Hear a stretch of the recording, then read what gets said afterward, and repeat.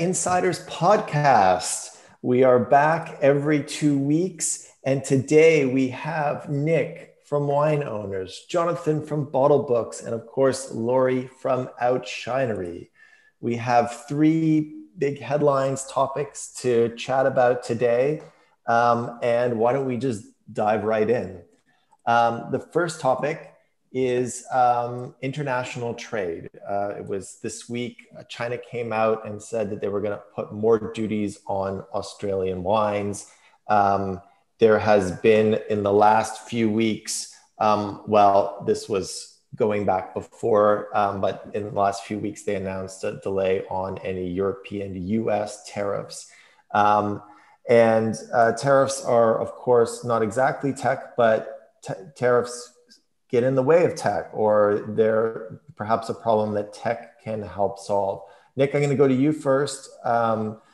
What do does Wine Owners help anything with the management of tariffs and borders? What's your viewpoint talking to importers in the UK about this topic? Yeah, so of course we've had a little bit of experience over the last quarter with Brexit and a slew of additional paperwork and typically import duties that people are thinking differently about. So if you were importing wines from outside of the EU into the UK, typically you'd have probably paid import duties, but you can't really do that now because otherwise you'll be paying EU import duties again when the wine gets shipped over to continental Europe. So yeah, we think tech does have a role to play, and particularly around shipping functionality. So tying up purchase orders with consolidations and making sure that the paperwork is done correctly, making sure the information is there and the output is done such that it leaves no room for error, because we hear that one of the biggest problems that importers and retailers face when it comes to dealing with new regulations, whether it's as a result of something like Brexit or something like the imposition of new tariffs, is that things don't happen, or things get delayed, or costs get underestimated as a consequence of not being familiar with the new rules, not being familiar how to complete the paperwork. There's a real cost, particularly for fine wine end, where it can add maybe €100 comfortably to each pallet. We're working with those changes that are taking place to make sure that that's all embedded within the shipping functionality that ensures that the fully loaded cost of wine is fully captured and understood, so that margins are accurate and all the rest of it. Jonathan, you're working with major associations from around the world. Are you hearing anything from them about these tariffs, about anxiety or opportunities? Or yeah, I think there is a shift in approaches to certain markets. You see an approach or shifts in the participation in certain events that might have previously been with a quite high participation. That participation has been scaled back. And from a promotional standpoint, from an association standpoint, in certain markets, you're also having to file more bureaucracy, even as an association, for the permission to promote the wines as well. Some wineries have been extremely proactive and have gotten their approvals through. Others are just starting the process, and they're in a very dangerous or challenging gray area at the moment that they could be not just with tariffs, but they could be blocked out of the market permanently, or not permanently, but absolutely for 1 or 2 years as an association. So there's definitely some challenges on multiple levels, from the topics that Nick was talking about to also even just promoting your wines in certain markets, whether or not you think that there's currently a commercial deal to be made. So it's definitely a challenging time. And some of these things are more political than logistical. And so not all of them can be solved by tech, but as Nick indicated, tech can play a role in making sure you stay on top of things for sure. Laurie, what about you? Are you hearing anything from wineries? Yeah. So like we're not, like fully privy of like the, what's going on behind the scene at the winery. What we've been noticing for some larger players is that wine that were apparently, dedicated more to the Chinese market, for example, has been, I don't think it's been rebottled, but the label has changed before it was bottled and shipped to actually change to another market. So like maybe a bigger volume distributor in the US or something like that. Again, I can't speak of like the full strategy and numbers because they don't share that with us. But from the grapevine, we've been hearing like some pallets such as this was for China. Let's wait, change the label and make it shipped to Costco, or things like that. More like bigger volume wines. That's something we've been noticing. And I would second what Jonathan was saying. Like there's so much like political behind it all. Like there's a lot of like egos and tit for tat answers, and it's just fascinating even to see right now what's happening in the world of if we step outside of wine, in the world of like cotton.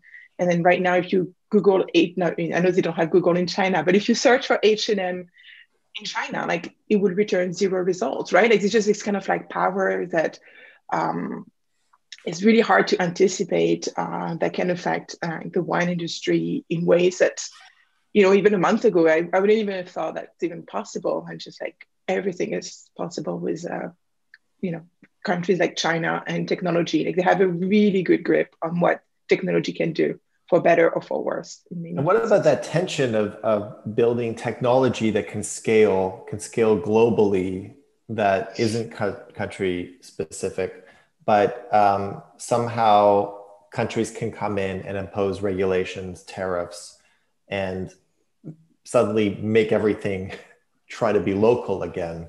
Do you see that? I don't know, anybody want to take that up Nick, do you see that at all, where there's this tension in tech, especially wine tech, such a highly regulated industry? I don't know. So, I mean, it's a mindset thing, really, isn't it? I guess, rather than a tech thing, unless I'm misunderstanding the question. But certainly, in terms of being able to, reflect those different jurisdictions, that's key. In terms of the way that it's going, it's a mindset thing. Mm-hmm. And I think before. Oh, sorry, Laurie. Go ahead, Jonathan. Yeah. So before COVID and before some of the recent tensions, like in Germany, I was hearing anecdotes from the South African perspective, that they were seeing their sales under pressure in Germany, with people living in Germany trending to buy local wines, and there was no real policy in place, but it was, I think, more due to potentially with some nods to environmental considerations of global logistics chains, combined with some really good marketing as well about being environmentally friendly to buy local. But from wine as a product, if anything, if it's nothing, it's global. I mean, it's something that was meant to travel. But marketing, like tech does have, is interesting. Like if you are trying to market into China, even before most recent times, your websites would oftentimes get blocked, or if they weren't blocked, it would run really, really slow. And so from our side, we had to do extra investments over the last year to make sure that when our clients are running events in China, they're able to publish a site that is accessible both in China and outside China at the same time, at the same performance. That's one example, but it seems like that may not be the last example in the coming years about having to have when you have a more fragmented internet dealing with more local regulations and bureaucracies. But it makes moving tech around a bit more challenging as well. It's fascinating. I had no idea, but it makes sense. Yeah. Mhm. So a few wineries are in the headlines recently. One is an Argentina winery, Huepesa, is sending their wines to age deep into the sea. And Chateau Petrus has sent wine into space for 14 months with the International Space Station. Now, they're both claiming that the wine's better, richer. So the wine that went into Under the Sea is rounder, more elegant with fresher fruit. And the wine that went into space has more floral aromatics and tannins, a bit softer and more evolved. Laurie, are you going to start having to make digital? I don't know. What does this mean? Is this just marketing? You know all about marketing. Is this just marketing, or is there something here?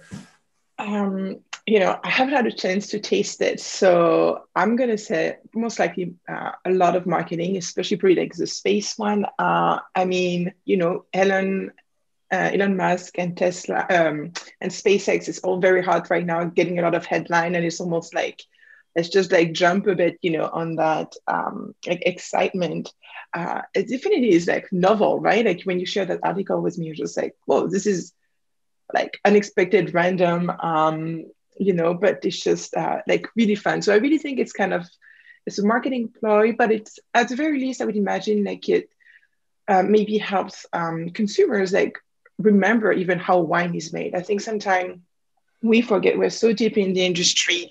We know wine ages, we know it ages in different like tank barrels and everything, but no disrespect to my friends, like they don't necessarily like spend that much time thinking from what happened from the grapes and the vine all the way to the bottle, right? It's just like sometime, right, it needs to age in space. It happened to me, again, another industry, like with beef recently. She's like, right, beef has to age, before I can even eat it. Like it's obvious to a butcher, but like I just forgot about it as a consumer.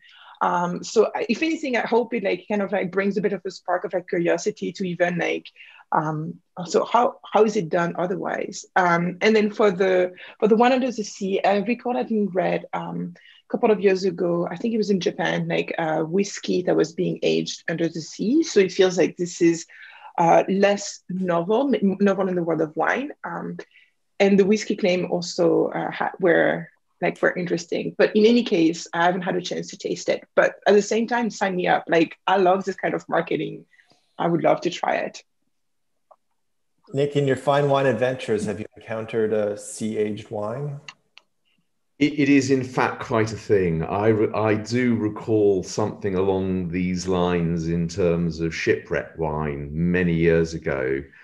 And certainly champagne has a big vibe around shipwrecks underwater, being pulled up after 80 years. I think Heidsieck Blue Diamond was one example on a Finnish cruise ship that was pulled out of the water 80 years later in, I guess, 1990 or thereabouts, and apparently was extraordinary.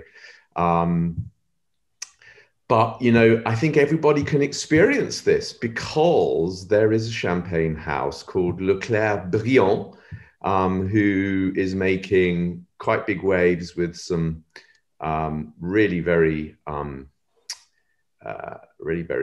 intense and amazing champagnes. And they have a special cuvée called the Cuvée Abyss, which anyone can buy. And the Cuvée Abyss is basically aged for a number of months. I think it's, 18 months or something, off a Breton island in the Atlantic.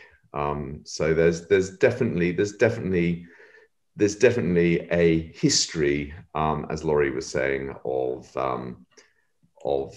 alcohol and water.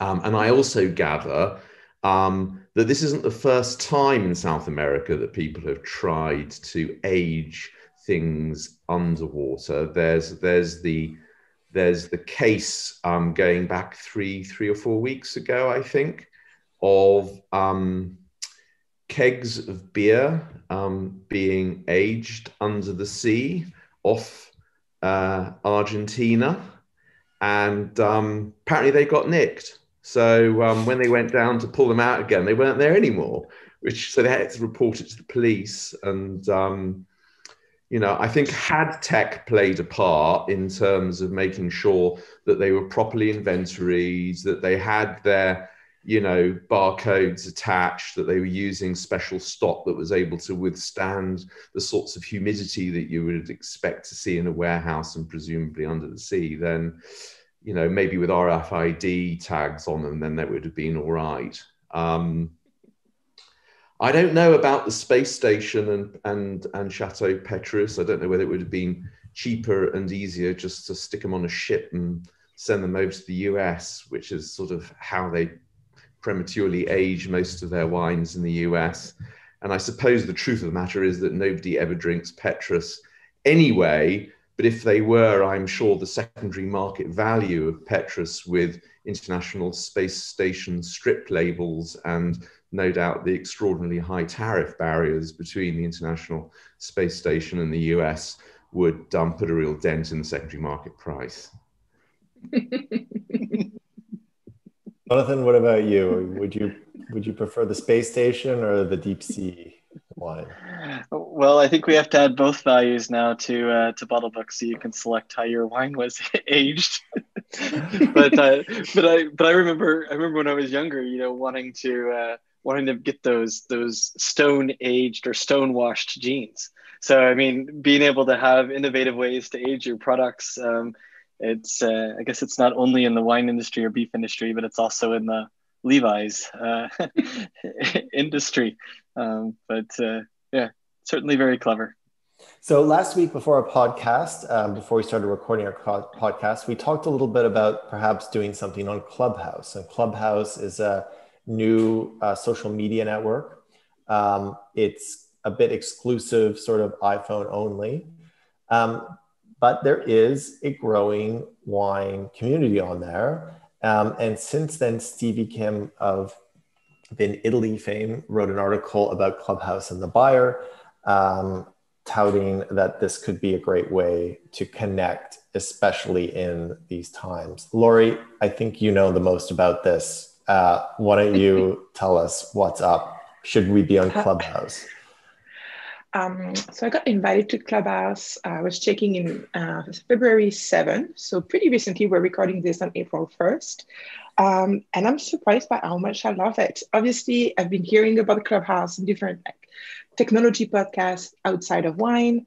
And I was wondering a bit what the fuss was about. It's just like, oh, it's kind of like a live discussion, live podcast, something. I'm like, okay, never mind. Don't have an invite anyway. And then a winery client of Oushinery that loves tech as well. Like we did a tech panel at conferences together, sent me an invite. So first, I love that it's an Oushinery client that sends me an invite to Clubhouse. Like we're on the same wave. And as soon as Ed invited me, like I'm in, and it is actually really, really fun. I'm surprised by how smooth the experience is. So the best way for me to recap it is you have your profile, you're mute by default, and you enter rooms with sometimes like thousands of people, but only like main speakers, panelists, if you will, can take the mic. And then it's really a game of like mute and mute. So it's actually very easy to listen to. That was my biggest concern. Like what happens when you have 1,000? I mean, a Zoom with 10 people is already like, oh my God, there's a lot going on. Really, really smooth. And it has been fun to find like people about wine in there. And then you can, to me, like approach it a little bit like LinkedIn. It kind of remove the barrier to entry. Like you can kind of follow people, see what they're talking about, and without having to, ask for permission or without, having to go through like the info at winery name. Like you can like, hey, I love this winemaker. If he's on Clubhouse, I can, I find him, follow him. I find it still a bit challenging to really stay on top of like events that I want to attend to, like discussion. I love that you can add them to your calendar like you would do for a webinar. If you make, hey, I want to do this participate in that talk, I can like listen in. And then I will be able to tell you more because actually next Friday, I'm being, for the first time, a panelist in like a wine marketing discussion that is being held every Friday by Ben Salisbury.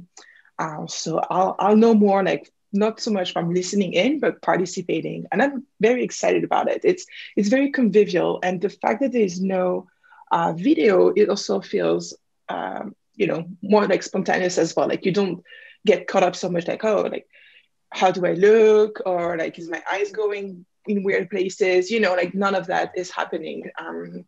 So yeah, like I'm really curious to see how it evolves. It still is a bit elitist right now because you do need an iPhone.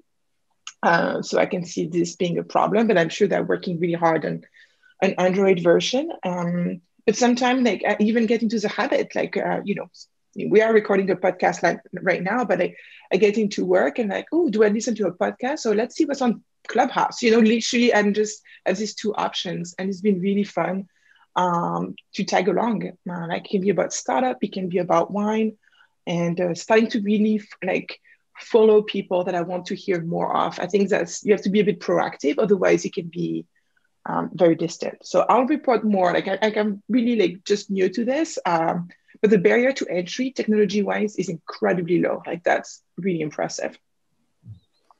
Jonathan, Nick, have you had a chance to try it out?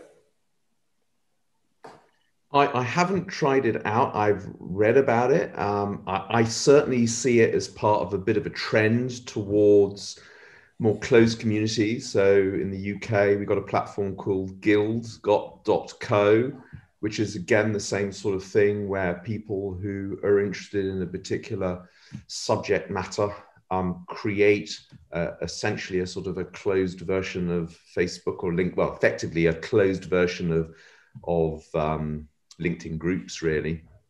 So I think it's interesting that it's happening. I also love the idea that it's quite low cost to build these things, and therefore I can see that an ecosystem is possible to create quite quickly. And I do really believe in the value of ecosystems in the world that we're in. I think they can add an enormous amount of value. I think there's a little bit of kind of exclusivity and privileged access going on here as well, which I think everybody is motivated by. And I think we're seeing more broadly models evolve that engage with people digitally and without them having to travel from place A to place B. We know that clubs like Oswald's and 67 Pall Mall, who are clients of ours, is all about conviviality, about privileged access, about common interests. I think one of the interesting things that 67 Pall Mall are doing as part of their sort of growing global franchise is the creation of something called Wine TV, where they're actually moving off the sort of traditional Zoom channels, the sort of interactive tastings that they do with winemakers, and they're putting them onto a TV and video on demand platform, which I think is super interesting. So without going into too much detail on Clubhouse, I really see Clubhouse as being part of a broader trend. And I think there's going to be tons of really interesting opportunities to connect like minds. Jonathan, I don't know if you want to say something about that sort of trend Nick was talking about. Well, I would. I'm still on the outside. I haven't been let into Clubhouse yet. But I would go with what Nick was saying, is that I think while Clubhouse may be one of the ones best capturing the zeitgeist of it, it's definitely not alone. We're seeing this also in the event space, where this is more with video, but having people creating environments for events, not in the wine industry, but in other industries, where you go into a room and you're watching a presentation on stage, And so you have an audience watching somebody presenting as if you were sitting there in the audience. And it resonates because a wine educator pointed this out a few months ago, that one of her biggest concerns with the fallout of any events, when there was just no events really happening at all, is that there are a lot of in every conversation there's a few people that are sharing their opinion, and there tends to be a lot of other people around them that are interested in listening to that. And in the wine industry, that's often part of your education as well, is listening to people more senior than you talk about their experiences, talk about their opinions. And if you're at a wine event, whether it's a London Wine Fair or whatever, you might have people, or you might be standing listening, and there's a lot of exchange, informal exchange or ad hoc exchange, where you're learning by absorbing. And at the moment, that's just not there. And so having digital replacements for that, it's not really something completely new. And I think that's why it works, is it's kind of a natural transition from physical into digital, and it mimics something that we're doing in more normal times. I think it's fascinating, and maybe one day I'll be allowed to log in. Well, let me ask you, Jonathan, do you have an iPhone? I do. Okay. Yes. Well, one of my 7 invites can be yours. Oh, thank you. There you go. Thank you. After the call. Yes, I'm on the inside. Well, that's how it works. But honestly, you are a bit giddy when you receive the invitation, right? You reminded me, when I've received I'm dating myself here, but my first Gmail invite, it's you were part of the cool kids. But no, but seriously, I would love you guys, whoever has an iPhone, I just need your phone numbers. I can't do it by email. And then you can log into Clubhouse and check it out for yourself. But I really, what I want to really reiterate is, it's just another channel, another medium. What's very different from Clubhouse, I feel, is that there's no recording. So there's very ephemeral, which has a quality that is actually also lovely. Everything right now with having this conversation is being recorded. It will be shared as a podcast. You do webinar and everything. And there's it's great to be able to record and use technology for this. But I find the quality, the language sometimes of what's happening when it's just in the moment and then it disappears. I guess, I'm not a Snapchat user, but I think that's part of the appeal. You have that in podcast in an audio format. So worth checking out. Great. Well, that was another Wine Tech Insiders podcast. Thank you so much to our Wine Tech Insiders, to Laurie from Oushinery, who you can see on Clubhouse, or you can listen to on Clubhouse this Friday. Find me on Clubhouse. Please, if you're on Clubhouse, add me, and I would love, let's follow each other and see what we have to say. Jonathan from Bottlebooks and Nick from Wine Owners, who might be on Clubhouse soon. We will see. See you all again in a few weeks. Thank you so much. Thanks, David. Thanks. Bye.